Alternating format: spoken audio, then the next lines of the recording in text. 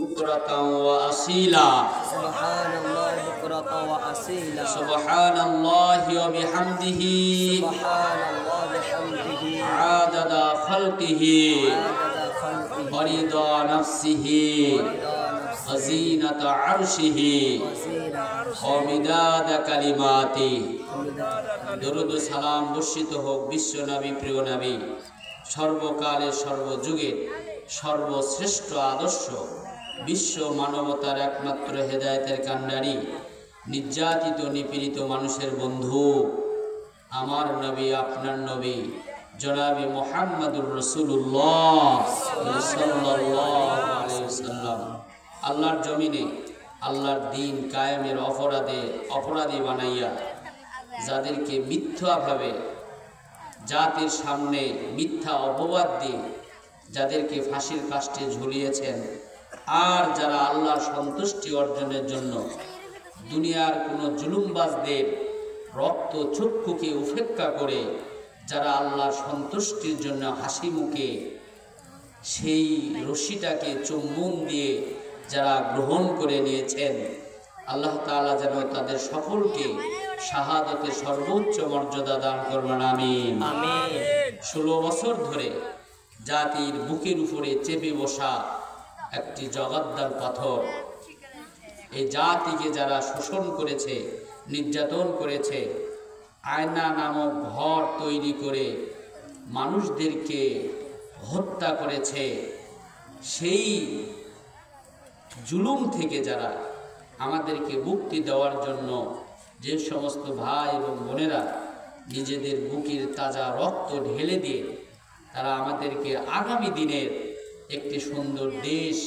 সুন্দর সমাজ গঠনের যিনারা স্বপ্ন দেখিয়েছেন আল্লাহ রাব্বুল আলামিন যেন তাদের সকলকে শাহাদাতের সর্বোচ্চ মর্যাদা দান করবেন আমিন এই তো গতকালকেও মনে হয় একজন শহীদ হয়েছেন কিছু কিছু ভাইয়ের দেখা যায় একজন ভাইয়েরই হাতও নাই পাও নাই চোখও নাই একজনেরই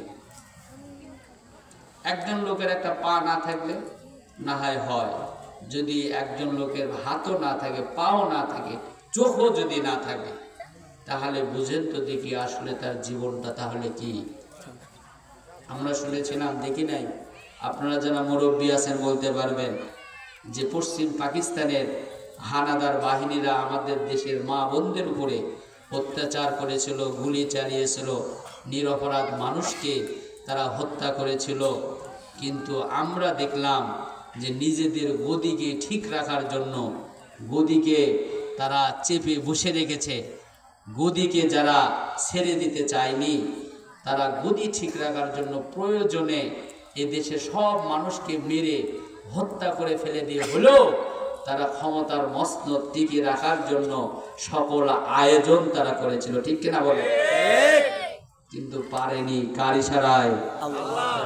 ইশারায় পারেনি সকল মানুষের বিচারটা কার উপরে দেওয়া ছিল আল্লাহর উপরে দেওয়া ছিল হাটে বাজারে অফিস আদালতে চায়ের দোকানে যেখানেই যাবেন সকলে একটি কথাই বলতেন ভাই আপনারা যতই বলেন কোনো লাভ হবে না যদি আল্লাহ না চায় যেই দিন আল্লাহ চাবেন সেই দিন দেখবেন আপনাদেরও লাগবে না ও দেশ ছাড়া পালায় যেতে দিশে পাবে না কথা বলেন ঠিক কিনা বলেন প্রিয় ভাইয়েরা আসুন আমরা আজকে সেই সমস্ত ভাইদের জন্য দোয়া করছি যারা হাত হারিয়ে পা হারিয়ে আমাদের এই দেশে এখনো যারা জীবিত হয়ে আমাদের সামনে বেঁচে আছেন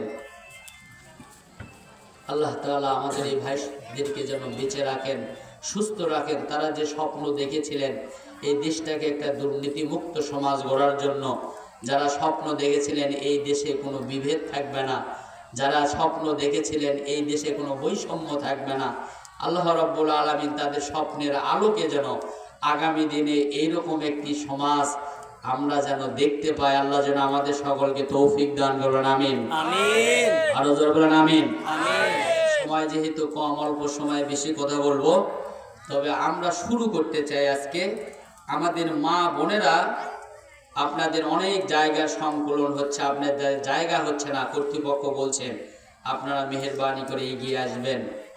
আপনারা এগিয়ে আসবেন, একটু নিজেরা বসবেন, আরেকজনকে বসার সুযোগ করে দিবেন।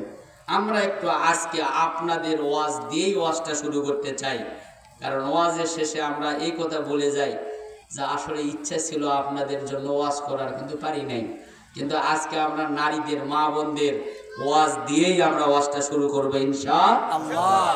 প্রিয় ভাইয়েরা, নারী জাতি, নারীদের বিভিন্ন স্তর ভিত্তিক একজন নারীর 4টা মর্যাদা রয়েছে। কয়টি? 4টা। 1 নম্বর হলো, নারী যখন কন্যা তখন নারী হলো রহমত। তখন নারী কি? রহমত। আল্লাহ রাব্বুল আলামিন যখন কোনো পরিবারে কন্যা সন্তানের জন্ম দেন, তখন ওই পরিবারে নবী সাল্লাল্লাহু আলাইহি সাল্লাম বলছেন, তখন যে ঘরে একটি কন্যা সন্তান জন্মগ্রহণ করে ওই পরিবারে আল্লাহ তাআলার একজন রহমতের ফেরেশতা নাজিল করে দেন। দিয়ে এসে ওই রহমতের ফেরেশতারা পরিবারে ঢুকে বলেন, আসসালামু আলাইকুম ইয়া আহলাল বাইত। তোমাদের উপরে, হে পরিবারের সদস্যবর্গ, তোমাদের উপরে আল্লাহর রহমত নাজিল হোক। এই কথা বলে ওই কন্যা সন্তানের মাথার উপরে হাত বুলিয়ে দেন আর বলতে থাকেন যে এ একটা দুর্বল শরীর থেকে বের হয়েছে এবং সে নিজেও দুর্বল, যাকে এই কন্যা সন্তানকে যারা কি করবে, ভালোবাসবে, আদর করবে, যত্ন দিবে, দয়া দেখাবে আল্লাহ রাব্বুল আলামিন, এবং কন্যা পুত্র সন্তানের উপরে কন্যা সন্তানকে অগ্রাধিকার দিবে না, কন্যা সন্তানকে যারা পিছিয়ে ফেলে রাখবে না, আল্লাহ রাব্বুল আলামিন ওই পরিবারকে, ওই পরিবারের উপরে কিয়ামত পর্যন্ত আল্লাহর রহমত এবং বর্ষণ হতে থাকে। আমরা কোন পরিবারে কন্যা সন্তান জন্ম নিলে ওই কন্যা সন্তানের জন্মের পর একেবারে 5টা কন্যা সন্তান হয়েছে, 5টা কন্যা সন্তান হওয়ার পরে মানে 5টা ছেলে সন্তান হয়েছে, 5টা ছেলে সন্তান হওয়ার পরে একটা কন্যা সন্তান হয়নি, এরকম মানুষের আফসোস কম। কিন্তু 5টা কন্যা সন্তান হয়েছে, একটা ছেলে সন্তানও হয়নি, এই জন্য কিন্তু অনেক আফসোস। এমনকি মাঝে মাঝে আমরা আমাদের বউদেরকে আমরা ভয়ও দেখাই, এইবার যদি না হয় তাহলে কিন্তু সোজা বাপের বাড়িতে, কি অথবা বলে এইবার যদি না হয় তাহলে কিন্তু বিয়ে আরেকটা করবো। কিসের জন্য? ছেলে সন্তানের জন্য। তো ওটিও যদি আবার কন্যা সন্তানই হয় তাহলে কি করবেন? ওটিও যদি হয় তাহলে কি করবেন? পুরো হাত আছে কি? আমার ভাইরা, এই জন্য নবী সাল্লাল্লাহু আলাইহি সাল্লাম বলেছেন, যে পরিবারে 3টা কন্যা সন্তান থাকবে, এই কন্যা সন্তানকে যারা ভালোবাসবে, আদব কায়দা শিখাবে, এবং এই কন্যা সন্তানকে যারা জীবন্ত কবর দিবে না, কিয়ামতের দিন ওই কন্যা সন্তানের বাবা আর আমি একই জান্নাতের পাশাপাশি থাকবো। শর্ত হলো, শুধু সন্তান জন্ম দিলেই হবে না, সন্তানের উপরে আমার দায়িত্ব আছে, কর্তব্য আছে। এই দায়িত্ব এবং কর্তব্য যদি আমরা বলতে যাই অনেক সময় লেগে যাবে, তবে মৌলিকভাবে কিছু কথা না বললেই নয়। ছেলে হোক আর মেয়ে হোক, সন্তান জন্মগ্রহণ করলেই সর্বপ্রথম যে কাজটা করা লাগবে সেইটা হলো কন্যা সন্তান আর ছেলে সন্তান যেই হোক না কেন, তাকে আপনি তাওহীদ শিখাবেন, তাকে আপনি শিরক বর্জন করা শিখাবেন। আল্লাহ রাব্বুল আলামিন বলেন, ইয়া বুনাইয়া লা তুশরিক বিল্লাহ ইন্নাশ শিরকা লাযুলমুন আযীম। লোকমান হাকিমকে দিয়ে আল্লাহ তাআলা তার সন্তানকে ওসিয়ত করে গোটা জগৎবাসীকে বলছেন, ও জগৎবাসীরা, এটা শুধুমাত্র লোকমানের সন্তান নয়, কিয়ামত পর্যন্ত যত সন্তান আসবে তাদের প্রতি ওসিয়ত হলো তারা যেন তাদের সন্তানদেরকে সর্বপ্রথম আল্লাহর পরিচয় শেখায়। কি শেখায়? আল্লাহর পরিচয় যেন শেখায়। এই জন্য আল্লাহর পরিচয়ে ছোট্ট একটা সূরা আছে, বলেন কুল হুয়াল্লাহু আহাদ আল্লাহুস সামাদ লাম ইয়ালিদ ওয়া লাম ইউলাদ ওয়া লাম ইয়াকুল লাহু কুফুয়ান আহাদ। সবচাইতে আল্লাহ রাব্বুল আলামিনের পরিচয়ের ছোট্ট সূরার নাম হলো সূরা ইখলাস। কি সূরা ইখলাস?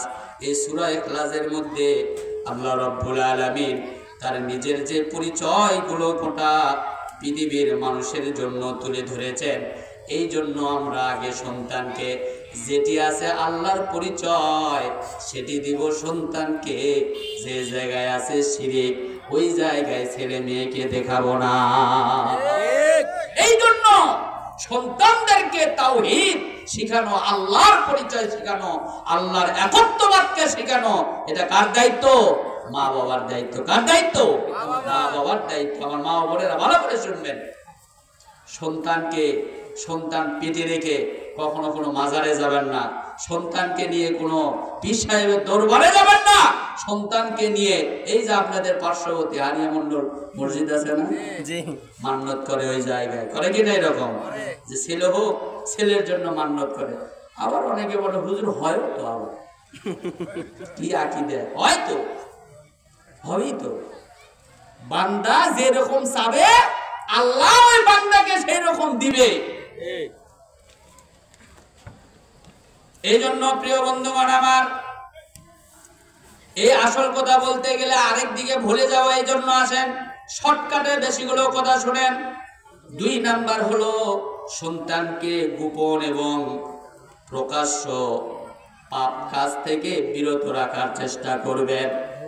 সন্তান যেন পাপের কাজের দিকে যেন জড়িয়ে না পড়ে, এই জন্য দায়িত্ব কিন্তু মা বাবার। সন্তান আপনারই খাবে, আপনারই পড়বে, অথচ